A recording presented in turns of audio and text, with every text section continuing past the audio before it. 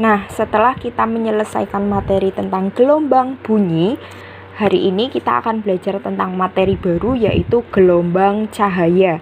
Tapi sebelum kita belajar tentang gelombang cahaya, Bu Ukti minta kalian untuk mempersiapkan beberapa alat untuk membantu memahami materi gelombang cahaya. Apa saja alatnya? Yang pertama ada busur.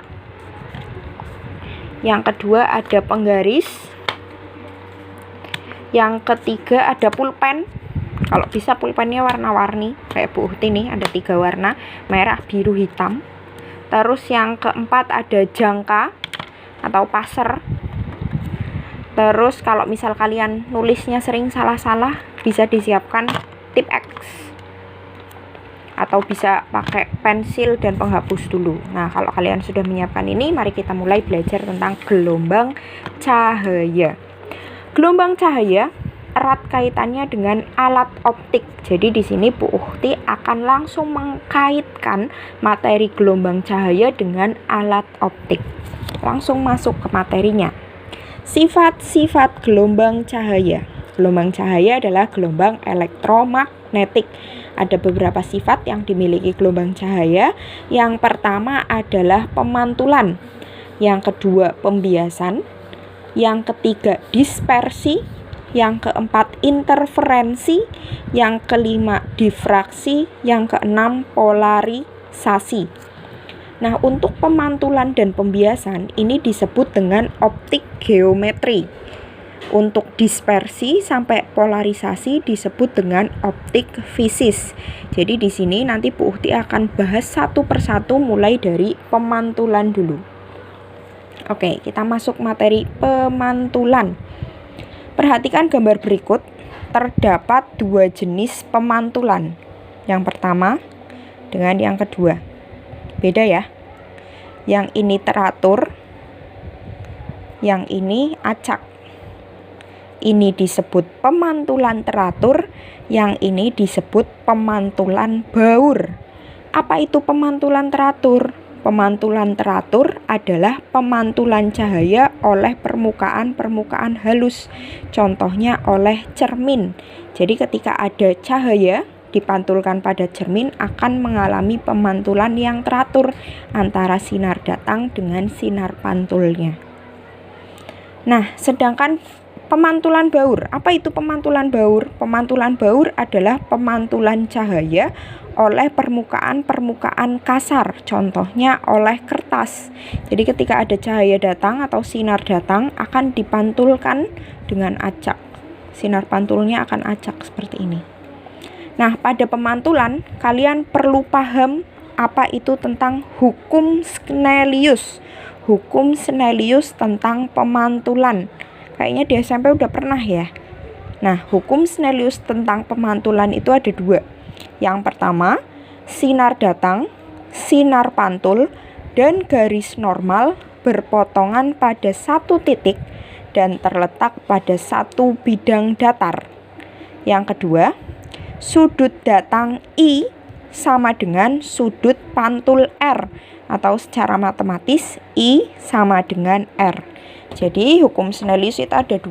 Bu Ukti interpretasikan dengan gambar ya. Tadi hukum Snellius pertama apa? Sinar datang, sinar pantul, dan garis normal berpotongan pada satu titik ini dan terletak pada satu bidang datar. Jadi gambarannya seperti ini. Ada sinar datang, sinar pantul, garis normal yang tegak lurus dengan bidang pantul, terletak pada satu titik dan terletak pada satu bidang datar. Yang kedua, sudut datang yang ini terhadap garis normal ya, bukan terhadap bidang datar di sini. Tapi sudut datang yang dimaksud adalah terhadap garis normal ini. Sama dengan sudut pantul. I sama dengan R. Jadi misal sudut datangnya 60, sudut pantulnya otomatis sama dengan 60 juga karena sama. Begitu. Itu hukum Snellius tentang pemantulan. Hanya ada 2. Nah, sekarang kita masuk ke penerapannya. Yang pertama, Pemantulan cahaya pada cermin datar. Pemantulan cahaya pada cermin datar. Ini untuk para siswi perempuan sering sekali mempraktekkan pemantulan cahaya pada cermin datar pada saat mereka bercermin. Nah, ketika kalian bercermin, apa saja sifat-sifat bayangan pada cermin datar? Nah, pemantulan pada cermin datar, sifat-sifat bayangan pada cermin datar yang pertama adalah bayangannya bersifat maya. Apa itu bayangan bersifat maya? Bayangan bersifat maya artinya adalah bayangan yang terbentuk dari perpanjangan sinar pantul yang berpotongan. Atau gampangnya, bayangan maya itu bayangan yang terletak di belakang cermin atau belakang lensa juga bisa. Nah, sifat bayangan maya juga bisa dilihat oleh mata. Lawan dari bayangan maya apa? Bayangan nyata. Bayangan nyata adalah bayangan yang terbentuk dari perpotongan sinar pantul. Jadi tadi apa? Bayangan maya adalah bayangan yang terbentuk dari perpanjangan sinar pantul yang berpotongan. Bayangan nyata adalah perpotongan sinar pantul. Atau gampangnya, bayangan nyata adalah bayangan yang terdapat di depan cermin, yang sifatnya harus dilihat dengan layar atau tidak bisa dilihat langsung dengan mata. Nah, kembali lagi ke sifat bayangan pada cermin datar. Kalau kalian bercermin, kalian bisa melihat bayangan kalian tidak dengan mata kalian. Bisa, otomatis bayangannya bersifat maya. Yang kedua, tegak dan berlawanan arah. Ketika kalian bercermin di cermin datar, bayangan kalian terbalik atau tegak? Tegak ya. Dan berlawanan arah. Maksudnya apa? Ketika kalian mengangkat tangan kanan, di cermin kalian seolah-olah mengangkat tangan kiri. Seperti itu maksudnya. Nah, terus yang ketiga, ukuran bayangan sama besar dengan bendanya. Ukuran bayangan sama besar dengan bendanya atau perbesarannya sama dengan 1. Perbesaran sendiri itu kan adalah perbandingan antara tinggi bayangan dengan tinggi benda atau jarak bayangan dengan jarak benda. Jadi kalau sama, otomatis perbandingannya sama dengan 1. Ukuran bayangan sama besar ya ketika kita bercermin ya. Tidak tiba-tiba bayangan kita menjadi raksasa atau menjadi lebih kecil, tidak.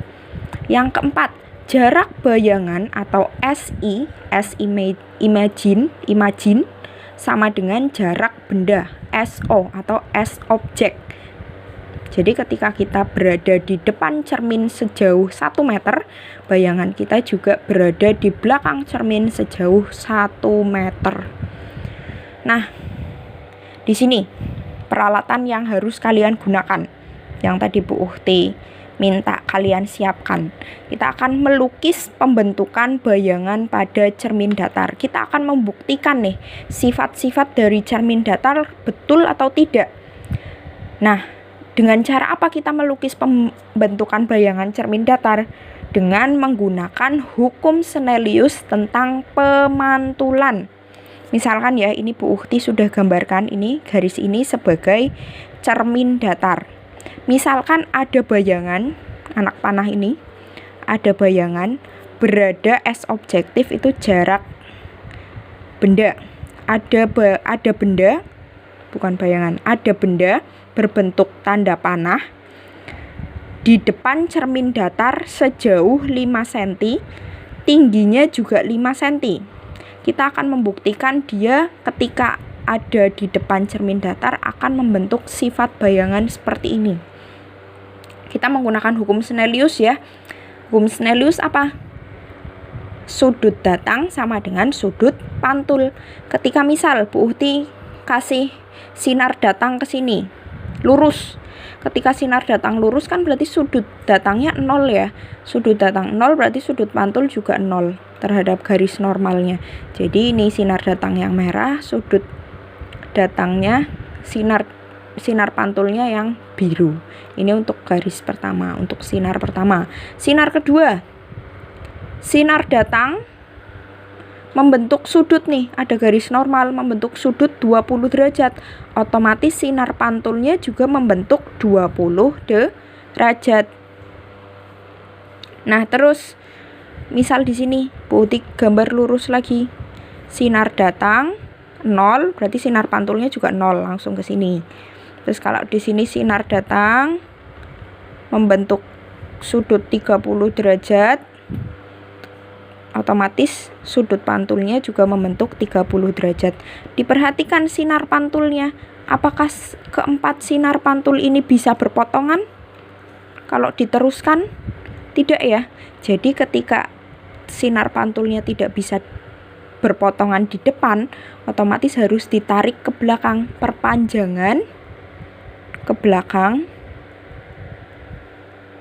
Nah, ini berpotongan. Sinar pantul ini dengan sinar pantul ini berpotongan. Sinar pantul ini dengan sinar pantul ini juga berpotongan. Jadi di sini terbentuklah bayangan. Kalau diukur tingginya juga 5 cm. Kalau diukur dari cermin jaraknya juga 5 cm. Jadi dia juga tegak ya. Jadi terbukti nih sifat-sifat dari bayangan cermin datar. Bayangannya maya, ada di belakang cermin. Tegak, berlawanan arah. Ukuran bayangan sama besar. Jarak bayangan sama dengan jarak benda. Terbukti ya. Nanti kalau kalian coba, terus kalian bisa membuktikan bahwa tingginya sama dan jaraknya juga sama, berarti gambar kalian sudah bagus. Tapi kalau misal ada selisih sedikit 5,1, 5,2 enggak apa-apa. Itu proses belajar. Tapi kalau jaraknya agak banyak atau 5,9, nah berarti diulangi lagi, belajar lagi. Nah, terus lagi. Jumlah bayangan pada cermin datar. Kalian pernah lihat cermin seperti ini? Biasanya dapat dari kondangan. Sebentar.